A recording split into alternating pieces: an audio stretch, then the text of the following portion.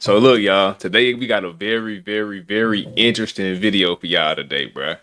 You feel me? Now somebody sent me this video to me on Instagram. Y'all know my Instagram, all that, all my social down here, bro. But somebody sent me this video. It was like, hey, bruh, you gotta check out Funny Mike. He been going crazy. Y'all seen Funny Mike at Streaming University? But y'all know Funny Mike, bruh. Feel me? Funny Mike been doing this thing for a long time, bro. He been holding this shit down for a long time. But a lot of y'all don't know Funny Mike. He used to be, he used to be one of them ones, nigga. Like, you don't really want to, you know what I'm saying? He really come from that. You feel me? 22 Savage, all that type of shit. So I'm like, all right, boom. I know who Funny Mike is. I've been checking Funny Mike out for a little minute. You know what I'm saying? He been doing his thing, like I said, for a while now. So this video was called How Funny Mike Went From Killing People to a Comedian.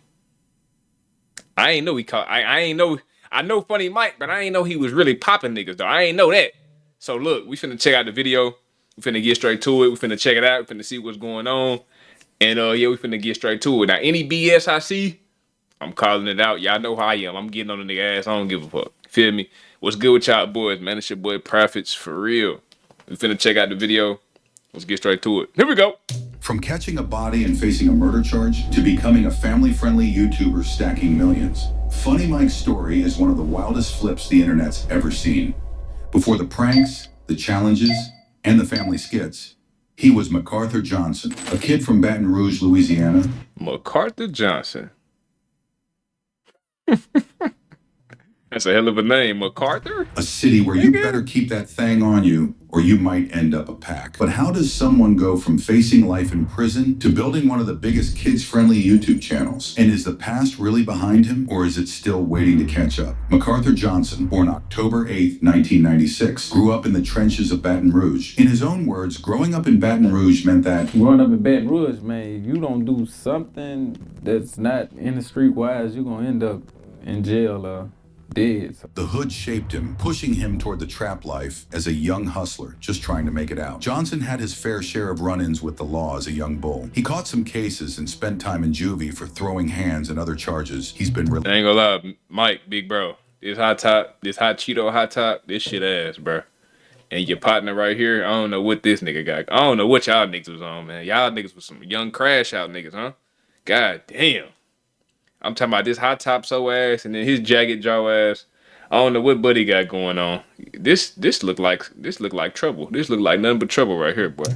I ain't gonna lie to you. Bull. He caught some cases and spent time in juvie for throwing hands and other charges he's been reluctant to speak on. In his Vlad TV interview, he mentioned that he would always burn it out, meaning he'd beat those cases quick and never had to do a long bid. Like, how much time do you think you spent in juvenile altogether? Oh, juvenile? I ain't spent that long in juvenile. I had burned it out. Like many young men looking for a way out of their circumstances, Johnson turned to music. Baton Rouge has a rich hip-hop history, with artists like Boosie being major influences on the youth there. In fact, Johnson has stated that Boosie was his biggest influence growing up, saying, Nigga, is that a fucking cigarette, nigga?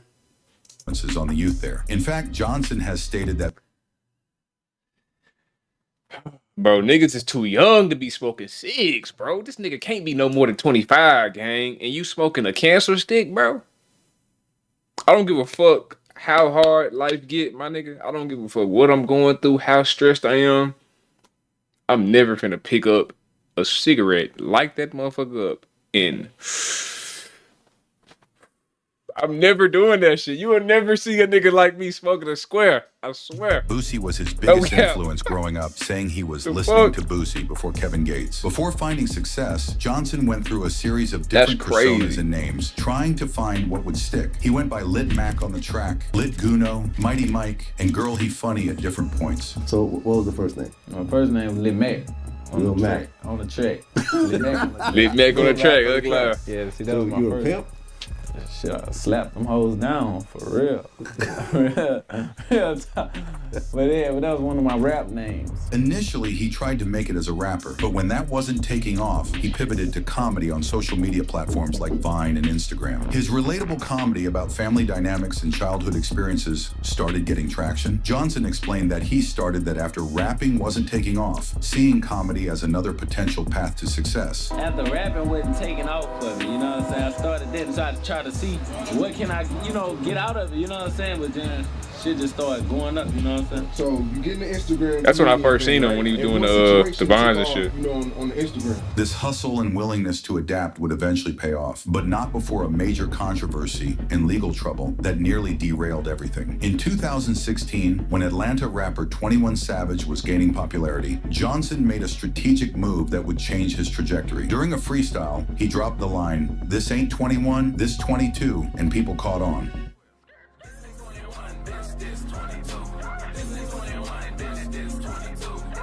Damn, funny Mike up in pole on niggas, ain't he? Look at him. He up in that motherfucker. Seeing the reaction, he decided to adopt the persona of 22 Savage, a clear parody of 21 Savage. Yeah, it was just a freestyle with the woo. How did the freestyle go? I was like, this ain't 21, bitch, this 22, whip, skirt, woo. And then everybody just fucked with it. Johnson released a song called Jumpin' as 22 Savage, which quickly gained traction. Yeah, I The remember audio that shit. alone was racking up thousands of plays within hours. And when he dropped the video, it exploded, reaching millions of views. When you put out Jumpin', you put out his audio first. Yeah, it did numbers like overnight. Like it was doing numbers like first hour it did 5,000. Like through the week, shit, it was like 50,000. So I'm knowing it's doing something. So that's why I was like, yeah, we got to do a visual to it, visual out, and it just popped off. The 22nd Savage character wasn't just a name. Johnson adopted a similar look and flow to 21 Savage, stretching his words in a similar cadence. When asked if this was intentional, Johnson kept it a buck and admitted, "Yeah, that was done on purpose. Just trying to fuck with him. He was straight trolling." Did you think that anything was really gonna pop off, or this was just another Really, I didn't really think it was gonna be big as what it is, but I knew it was just gonna do plays and shit, but I didn't really think it was gonna be big. It was what it was. But then you kind of look like 21 Savage a little bit. Man, that's what they say. The music industry and internet took notice. Blog posts started appearing about this 22 Savage character, and the controversy only fueled bro, Johnson's 22 Savage was that young nigga was something else, I ain't gonna lie. growing He fame. was something Many else. compared him to other artists who had found success through controversial imitation, like Young Thug with his Barter 6, playing off Lil Wayne's Carter series. What started as a parody soon escalated into a real beef. 21 Savage responded during a performance saying, "Ain't no 22, ain't no 23. Yeah. 21 Savage dumbass fell right into the trap. acknowledging Got the him. copycat without directly addressing him. So he got on stage and said, "Ain't no 22, ain't no 23." Oh yeah, I seen that. I saw that. What'd you think? Ain't no 21. It's 22.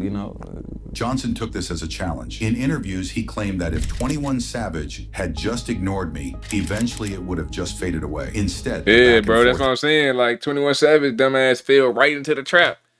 Like, bro, if you got a nigga, if you already big, if you already way up here, and you got a nigga that's not on your level, trying to like scratch at you and claw at you, and you keep giving him the attention, you feeding him. You know what I'm saying? You helping him come up in a way. You feel me? 21 Savage fell right into that shit. No cap. Niggas be letting their egos get the best of them, bro. intensified. Because all you really had to do was just ignore you. Right. Eventually, Just it would have just ignore kind of me, faded away. Everything would have faded away. But Right.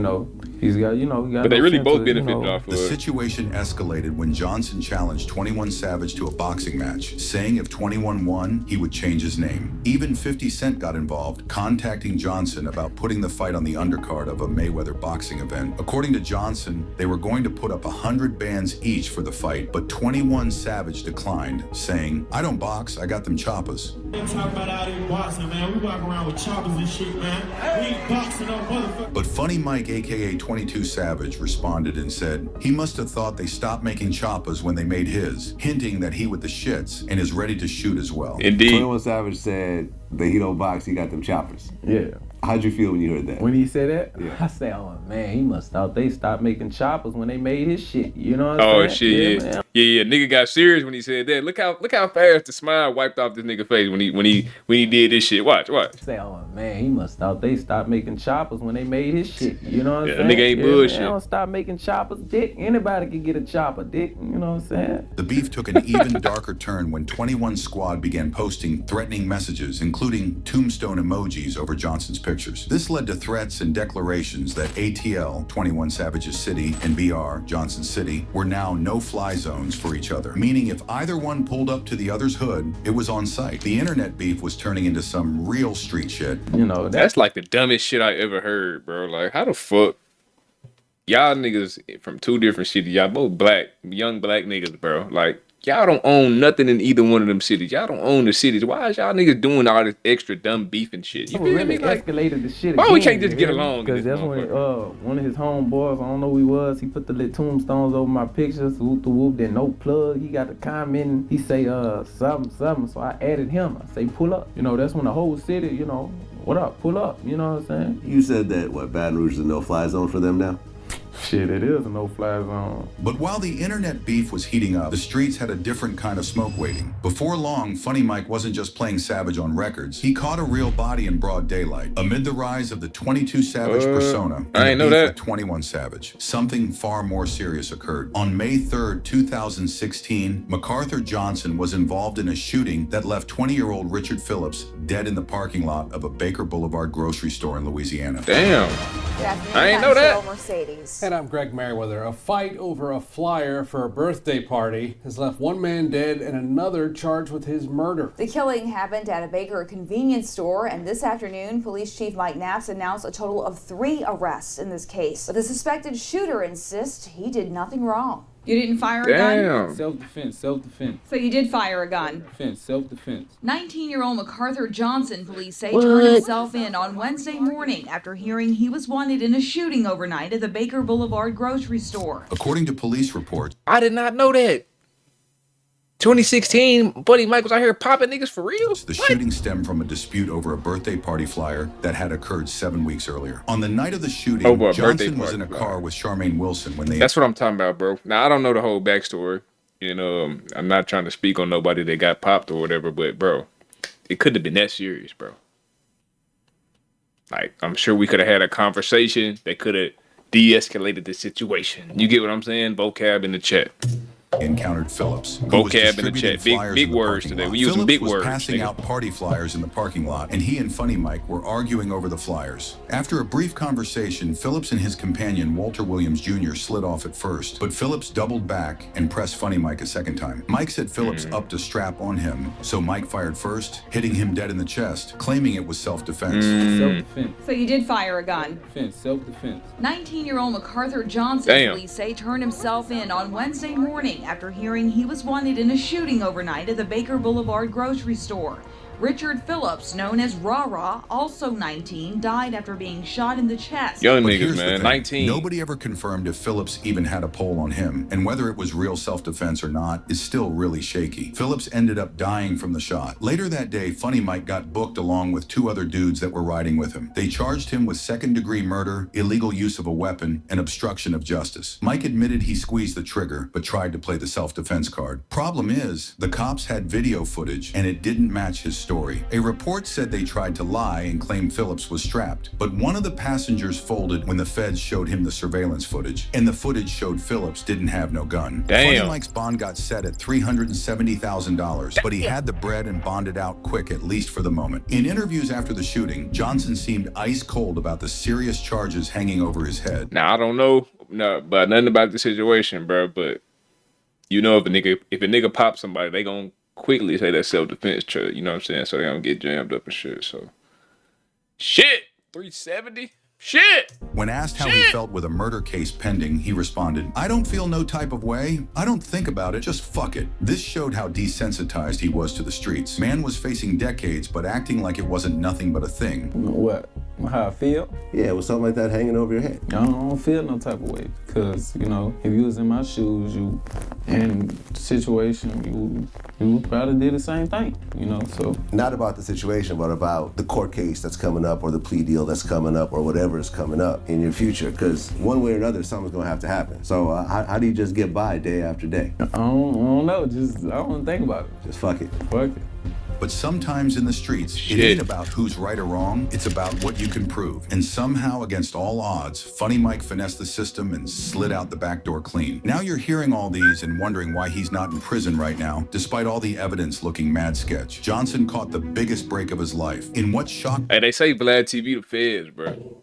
Cause every time a nigga fighting the case, every time a nigga you know what I'm saying, going through some type of murder or whatever, they go right on Vlad and just tell everything. Why do niggas do that, bro? Well, I don't get why niggas be going on Vlad to just incriminate themselves and talk about cases and shit. Like, do y'all not know that's literally his job? Vlad is glad to incriminate your ass and get your ass booked. I don't know why niggas do that shit. Like, bro, niggas are going Vlad and Vlad will ask a nigga straight up like, so what kind of gun did you shoot him with? Like, and niggas will sit there and tell him. I don't understand that shit. Why do niggas do that? Bro, Vlad. I fuck with Vlad, bro. But shit, bro, y'all niggas gotta be smart, bro.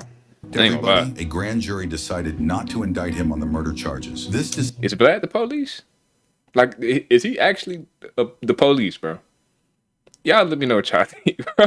Decision effectively meant the case wouldn't go to court, and Johnson was free to move forward with his life. He celebrated this outcome on Instagram, writing, "God is good, second chance at life, shout out to my team." Some have speculated about how Johnson managed to avoid indictment despite the evidence, including surveillance footage. But the details of the grand jury proceedings remain private. With the streets watching and the Fed's office, I know there's a fat ass Mike wake up knew call. he couldn't keep living on borrowed time. He had to reinvent himself before the next bullet or courtroom took him out for good. Following his legal troubles and the 22 Savage controversy, Johnson knew he needed to switch up his whole vibe. He eventually shelved the 22 Savage persona and fully embraced his new identity, Funny Mike. This wasn't actually a new wave, but rather a return to his comedic roots. Before the 22nd Savage character, he had already been building a following with comedy content. As 21 Savage explained in interviews, the comedy shit was working, so I guess he just went back to it. Did you convince him to drop the whole 22 Savage thing? I think he did that on his own, really. Just ran his course. I ain't never asked him to stop. But he DM'd me like back then and apologized though. Like way back then. Not on no pussy shit, like on some man shit. Yeah. For sure. He said some shit. He just stopped doing it. But he was a comedian before the 22 shit and it was working for him. The comedy shit was working. So I guess he just went back to it. In 2016, he created his YouTube channel and began focusing on comedy skits, pranks, and lifestyle content. His authentic personality and humor resonated with audiences, and his channel grew rapidly. Johnson's content evolved over time, becoming more family-friendly. That nigga is funny though, I ain't gonna lie. And started a family. He began dating Jalea Monet, whom he met through social media, and the couple now have 2 children, a daughter named London, born in February 2019, and a son named MacArthur Johnson Jr., born in July 2020.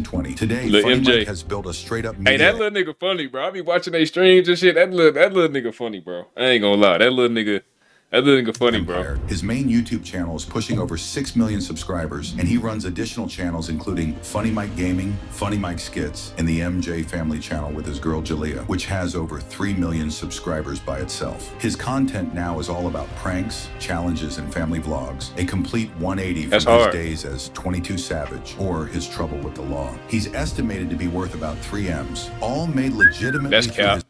Nigga said 3 M's. Y'all don't know Funny Mike got a fucking Dogecoin chain. That bitch look like a damn boulder on this shit. I ain't gonna lie. So 3 M's gotta be capped. And let Dogecoin run up in this next bull run. Oh shit. We might see some shit. We might see Funny Mike pop out of some crazy shit. Do y'all homework on Dogecoin, bro. His social media hustle. That's according to Google, but I think he's worth 10 times that, as he's acquired most of his wealth from crypto investments. A coin called Doge is what made him all these millions. Beyond YouTube, Johnson has kept dropping music under his Funny Mike. A nigga ain't finna get no fat ass Dogecoin chain if he ain't got some real M's in that bitch, bro. He wear that bitch every single day, every video. He forever shilling on Dogecoin, bro. That nigga up for sure. Persona with tracks like DD3X. He probably ain't never got to do videos and no Monsters Under My Bed, showing a more lighthearted approach than his 22 Savage days. Johnson has also been giving back to the hood, organizing bike giveaways for kids in Baton Rouge who ain't got much, especially around Christmas time. He's spoken on the importance of putting on for look at the noggin on that nigga right there. Who ain't got much, especially around Christmas time. He's spoken. Look at the noggin on this nigga right here. What in the hell? What in tarnation? And then his blobfish looking ass. What am I looking at right now? What am I looking at? On the importance of putting on for your city, noting that many children don't get nothing for Christmas because their family can't afford it. A key part of Johnson's story is his connection to another Baton Rouge rapper who blew up, NBA youngboy Kentrell Deshaun Golden. These two came up in the same trenches of Baton Rouge, both trying to make it out by any means. Youngboy has shouted out Funny Mike in his music, with bars suggesting people mistakenly thought Funny Mike was soft when he was really about that life. All you do is whistle, past prison after central booking. They really thought Funny Mike was pussy. They really thought Funny Mike was pussy. They probably gonna link up soon.